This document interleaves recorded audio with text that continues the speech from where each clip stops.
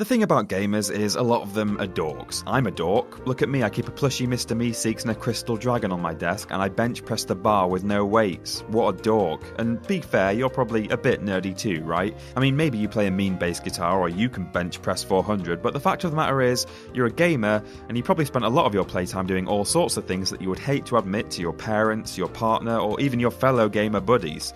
Let's find out where you stack up in this list. I'm Peter from WhatCulture.com, and here are 10 embarrassing things we all did in famous video games. Number 10, being a law-abiding taxi driver. Los Santos is a criminal's playground with over 20 square miles of city to run around in. Cars to blow up, people to kill, animals to hallucinate into. It's a bit weird. It's a joy. Until that fateful day that hits us with every GTA game when you load up and you just don't feel like killing today.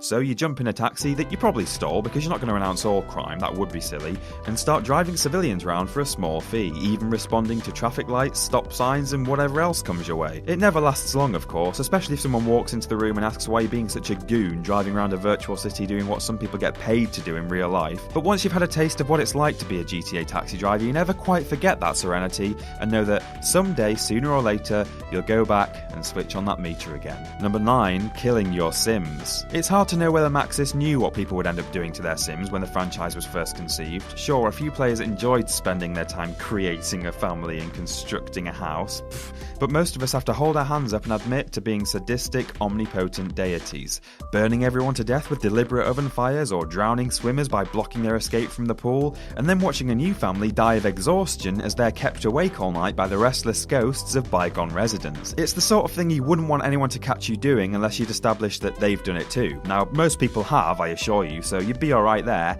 but your dad, well, if he saw this kind of behaviour, he might be on the phone to a child therapist within the hour. Number 8, playing as a woman and getting special treatment. Anyone who's played World of Warcraft, Guild Wars, RuneScape, or pretty much any other MMO knows for a fact that in the days of old, ladies got loot.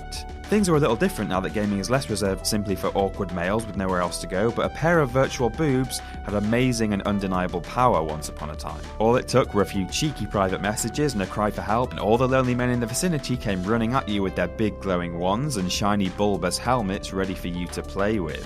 It was only a few rungs up from prostitution, really, and you never actually felt clean using the loot that you'd earned this way, but it was a quick way to the top. Probably worth it? No, probably not actually.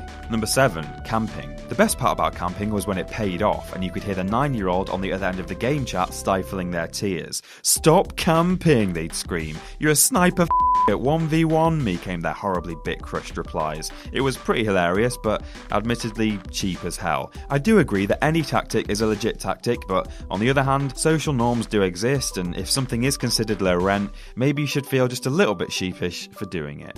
Number 6, being a pervert. Now, I'm the first to admit that the naked Lara cheat for Tomb Raider 1 was the holy grail of my prepubescent childhood. I didn't know any better. The internet wasn't the endless source of gentlemen's special interest media as it is today, and so you had to get it where you could. It turned out to be a gaming urban legend, of course, but there was some solace to be had. Meryl, Metal Gear Solid 1, underwear. If you make it to this bathroom super quickly, she's not had time to get changed, and the cutscene runs out like this. The dream of any 90s preteen. I know she only consists of about 8 polygons, but Lara's boobs were sharper than a pyramid head, so it's really 6.5 dozen. Number 5, screaming like a baby at the Resident Evil dog. There's a special pitch of scream that's specially reserved for shark attacks, being stabbed, or playing this segment of Resident Evil. I did it, you did it, we all did it. This might still be one of the most terrifying jump scares in all of video gaming, actually. The dogs themselves aren't even that frightening, but way back when games had far more technical limits, a monster leaping through a window was a rare occurrence. But that aside, we're still a bunch of wimps. Number 4, locking the butler in the freezer. Winston Smith, Lara Croft's ever-loyal butler, was a bit creepy, hobbling around, murmuring everywhere he went, looking like he might keel over any minute. He only had it coming to him. It was a real fiddle-faddle the first time you tried it, but eventually you got it down, coax him in, jump over his head, and hit the switch. The fact that he clips through the door a little bit in his efforts to escape was only funnier. Just don't let any of your family catch you doing it, because it's a little tricky to explain to anyone over 40, especially your granddad. He might think he's next. Number 3. Teabagging. Teabagging, an act done in any FPS where you can crouch, but most famously Halo 2 and 3, is really lame. I'm not taking any high ground, of course, I did it too, but it is just really, really lame. It got to the point that you'd see it after every single kill, despite the fact that it ought to be reserved for the aftermath of a highly skillful takedown or sneaky assassination from behind. It didn't help the fact that after its popularity in Halo 2, Bungie decided to get in on the joke and add a bit of extra head movement from a teabagged body in the third installment.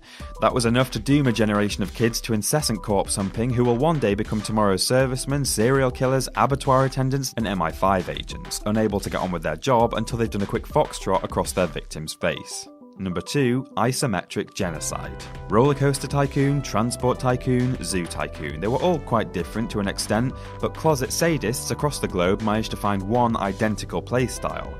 I'm telling you now, the deepest circle of hell awaits us all.